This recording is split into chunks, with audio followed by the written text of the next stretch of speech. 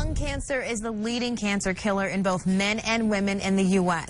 In 1987, it surpassed breast cancer to become the leading cause of cancer deaths in women, killing more women each year than breast cancer, uterine cancer, and ovarian cancer combined. Dr. Michael Collins from Intermountain Medical Center explains what we can do to combat this problem. Doctor, thank you for being here today. Thank you for inviting me. Well, that's startling. You take all of those cancers, combine them, and lung cancer is still the leading cause. Why is it so prevalent? We don't know exactly why. There are many research projects going on now to help us answer that question.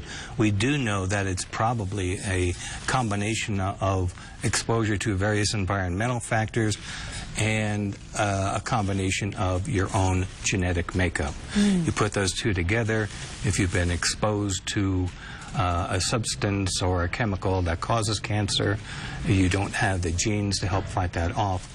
That can allow that cancer to express itself earlier on in life, even if you're a non-smoker. And you always hear about smoking and that link to cancer, that we know that it is very real, but there are other factors that maybe you can't even defend or fight off. I mean, let's talk about the Wasatch Front as a whole. What are we dealing with here that may add to our cancer risk? One thing we worry about in the Wasatch Front is our exposure to radon gas, which is a naturally occurring radioactive gas found in the ground, but our homes in Utah are unique in that we all have basements. Other parts of the country don't have basements. Well, in those basements, the radon gas can accumulate, and if you're exposed to that over a long period of time, it can result in lung cancer. And who is in the home the most? Right. Traditionally, women. You have women there. Right. What can people do? How can we combat this? Well, you can find out if you have a radon problem in your home, and it's very simple to take care of. You just increase ventilation. But you also want to see if you're in a high-risk group. Now, if you've had a history of smoking, or you've lived with someone who was a heavy smoker, or you have COPD, or a condition called pulmonary fibrosis, and you're between 50 and 70 years old, it would be well to contact your healthcare provider and ask them if you should be in their surveillance program.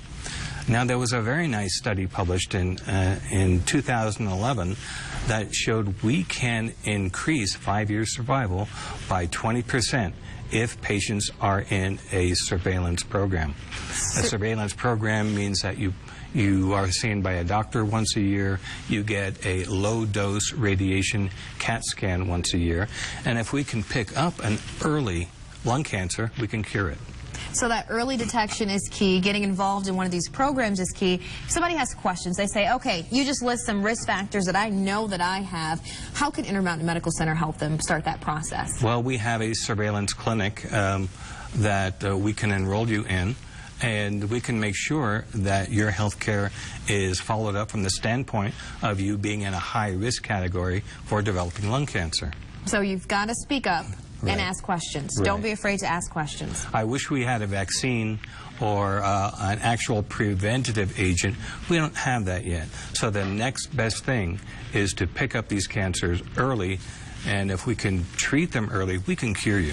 Dr. Collins from Intermountain Medical Center, thanks for joining us. Thank you. Brian, back to you.